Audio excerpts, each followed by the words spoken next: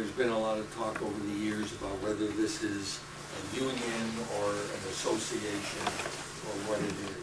I think it's more important to consider what SEA is in terms of function.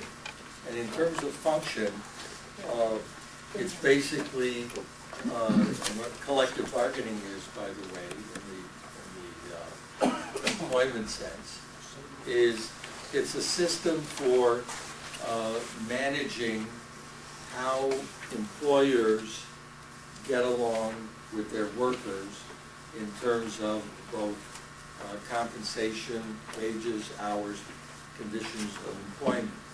And what I like to point out is that labor and management have to get along on some level, whether they do it through what you call collective bargaining or they do it by some other means.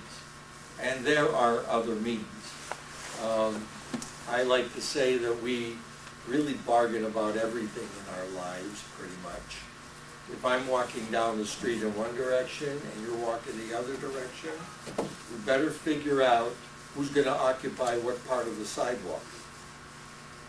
Because if we don't, we're going to bump into each other. And that could be done by convention, you know, the rule that you stick to the right, or it could be done by body language, or whatever, but you got to figure out a way on how you're going to do that. Same thing with traffic. And it's that process of figuring out how people are going to get along with each other, management meeting its function, and workers meeting their function, that becomes important. And that includes not only wages, which is pretty important, and everybody's feeling the pinch. It also includes what happens when there's some kind of an incident. Management thinks you didn't do the job right, or there's some kind of discipline. And you've got to figure out how to handle that as well. Now, for many years now, we've been doing that by negotiating a contract, and then supposedly each side adheres to what the contract requires. And then if there's a situation where we disagree with what management is doing, we say it violates the contract, we have a system for determining who's right and who's wrong. And that's called arbitration. And that gives us a path to go forward and get beyond the disputes. Now, what Scott Walker has done is really just broken everything. Because he's a guy who thinks he knows better about almost everything. And so he does things that he doesn't have a lot of knowledge about. And he does not have a lot of knowledge about collective bargaining other than he does not like it. And he wants to break it and destroy it. But in the wake of that, it simply means you have to have some alternative way for the two sides, if you will, to get along and to solve their problems. And the way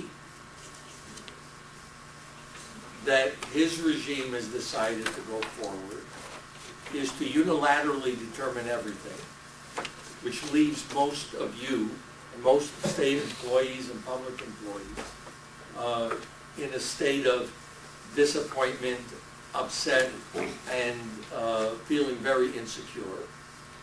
Because when somebody who indicates that they're going to give you no power or authority, at least formally, and they're going to exercise it, and they're going to exercise it in a way that you're not going to like, you start feeling insecure, you start feeling unhappy. And that's what goes on. In the area of discipline, or, you know, have you done your job right, and if not, what are we going to do about it? The path that's been chosen, I can tell you that that's so because I get calls all the time, is threats and intimidation. All right? They make you scared to do anything, to blink. They don't want anybody asking for a raise on your behalf, which is what SEA normally did. And then they don't want you asking for a raise on your own, which many people are afraid to do. I go and I speak to a group of 50 people, and I ask them, how many people in this room have gone up to their boss and said, I want a raise? And you know what? You might find one or two people. Most people don't do it because they're afraid to do it. All right? It's not because they don't think they deserve one or that they don't think they need one. But most people are a little, certainly nervous about doing it. And even the people that ask do it with reluctance. So it's really not a bad thing to have some organized way of dealing with that. And that's what SCA is. So what have we got? We got a regime that came in and gave people, public employees, about a 10% decrease in their pay by what they did with health care and by what they did with pensions. For those of you who've been around 100 years like me, you would remember that the amount that the state paid on your share of the pension, that was a demand that the state made many years ago. The state wanted to pay your share of the pension.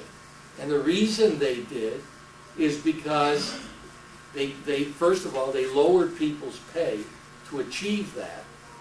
But they did it because on that portion that they paid on your behalf, they didn't have to pay Social Security, and you didn't have to pay Social Security.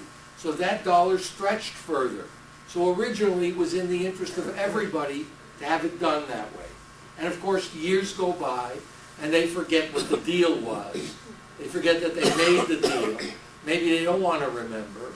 And the next thing you know, why are we paying their share of the retirement?